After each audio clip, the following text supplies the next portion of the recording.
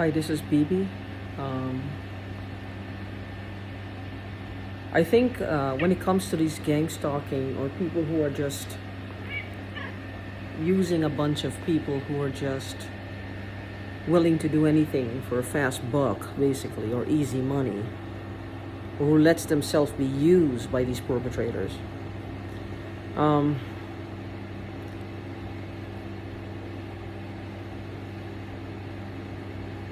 I just look at the way how what they're doing is like they keep pushing. They keep pushing. They just keep pushing. They don't stop. They keep pushing. And what I feel they will do is that if they feel that they're going to be found out, or they're going to be exposed, or something has gone wrong within their group or their organization, because I think this is nothing short of organized crime. It is organized crime because it's a group of people who have various responsibilities, I believe. It's organized crime.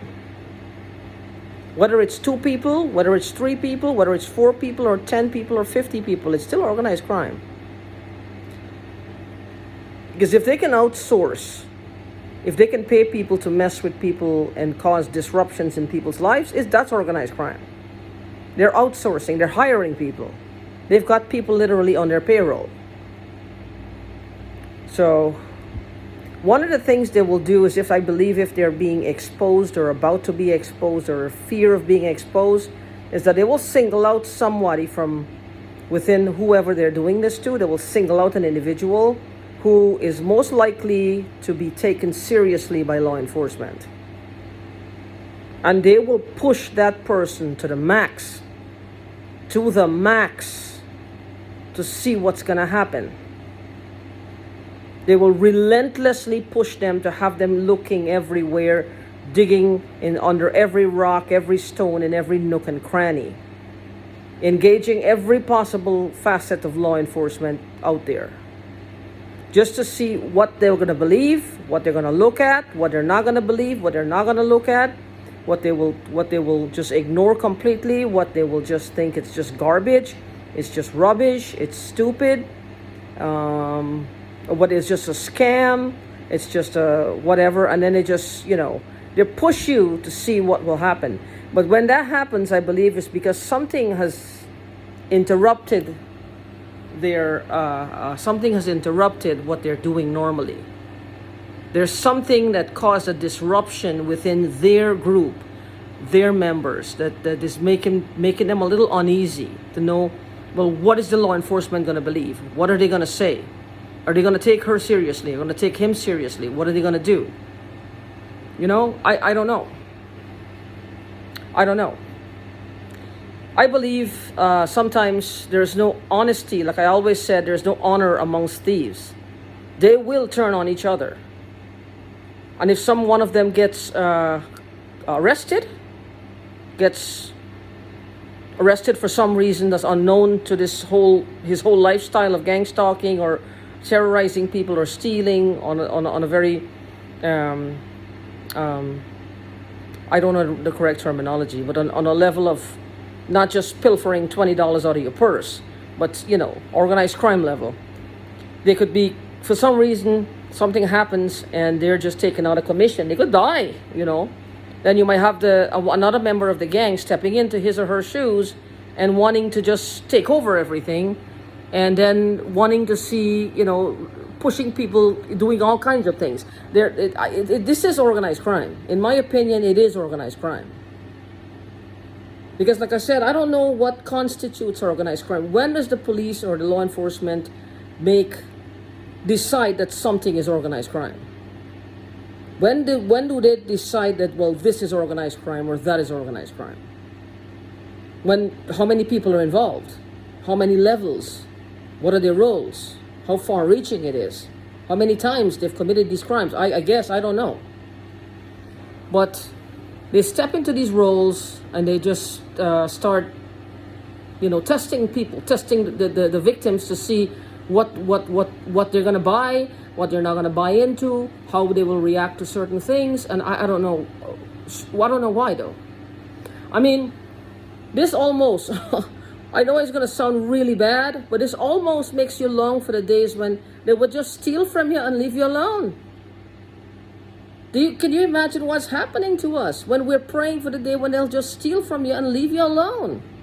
Leave your body and your mind alone. Just the psychological scarring from the theft itself is enough. But give it a month or so, we'll get over it. But when they keep tormenting us, that's the part I don't understand. Why? What is the difference between stealing from us and leaving us alone to continually doing this to us? What is it aside from wealth that they want? Identity? Are they selling our identities? Like selling us like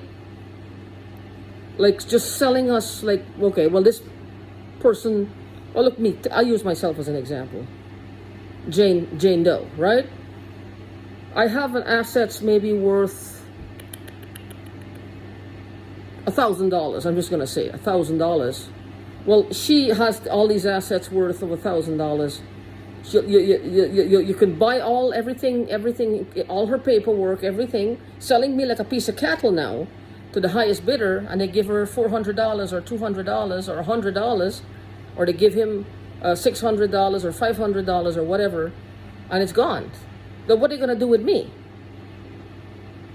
Because I'm still attached to my assets and my identity. What are they going to do with me? That's where the problem comes. That's where all these other stuff comes into play. They're just creating a tremendous load of problems. A tremendous load of problems. I don't understand that.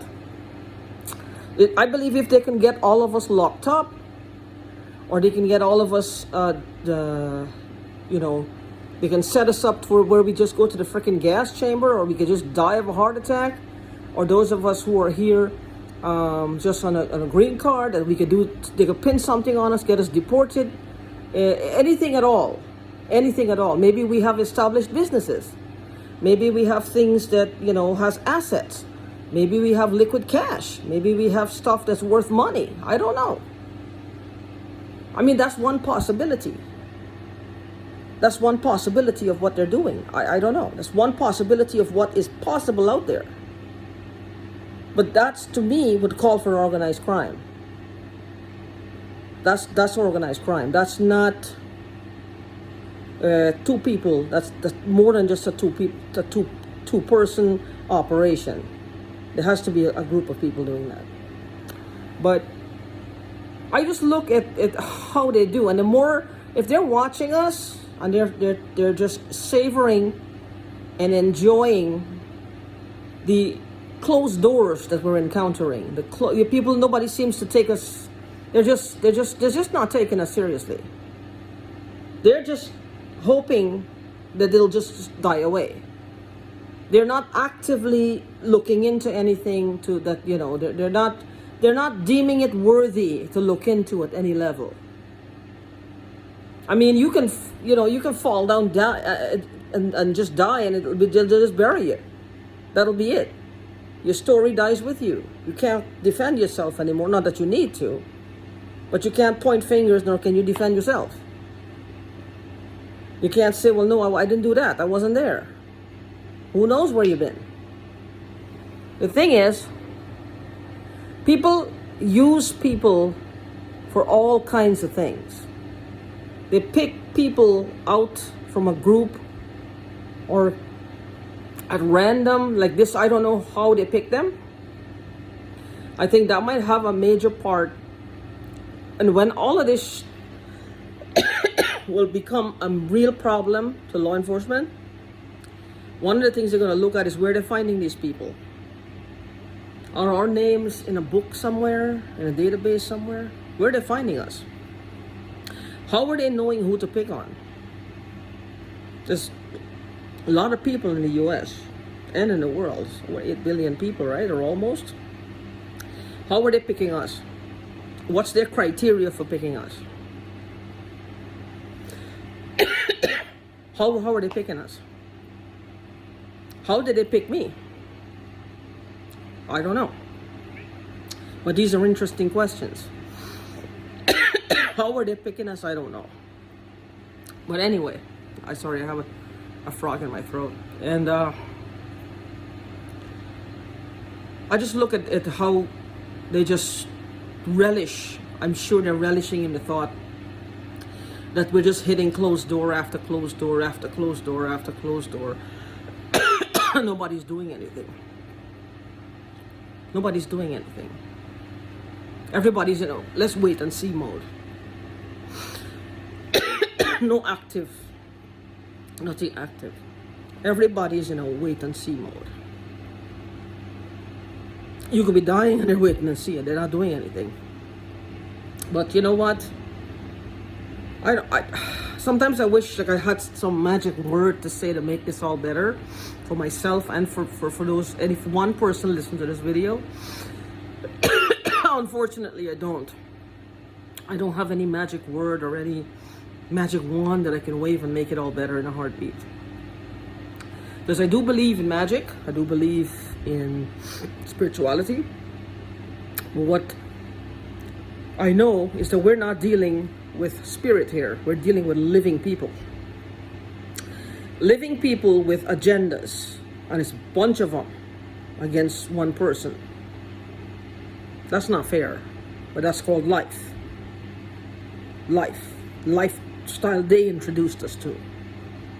Because we didn't ask, we don't, when I say we didn't ask for it, we didn't knowingly ask for it. We might have stepped into something inadvertently. Whatever was happening to us at the time when it happened, I mean, who knows? But I feel very down when I think about that, because I know that if they're watching, which they always seem to be watching, is that when you're trying to get your point across, when you're trying to get people to connect the dots and see the bigger picture, that there is definitely something wrong, and they don't. I could tell of the glee they feel, the joy they feel. Because they feel like they just won one. They just won one. They just won something. They feel untouchable. They can hack. They know what people are thinking. They don't care if the human casualties in between them and the freaking money that they're going after. Human casualties is the order of the day with these people. They don't care. They will walk all over you, literally step on your head if they have to.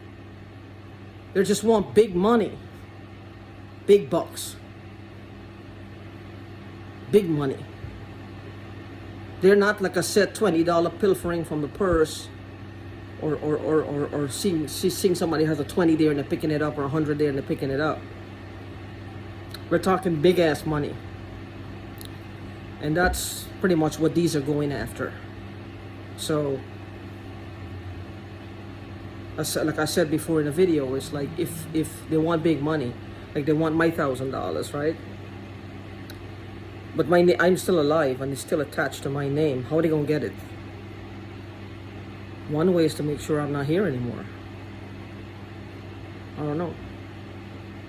I mean, there's any number of things. I don't know. Or if they're doing something with my identity around me, and I'm just like a dumb shit, I don't know what's going on. Because I don't know. This is not my forte. This is not my area of expertise. I don't understand this.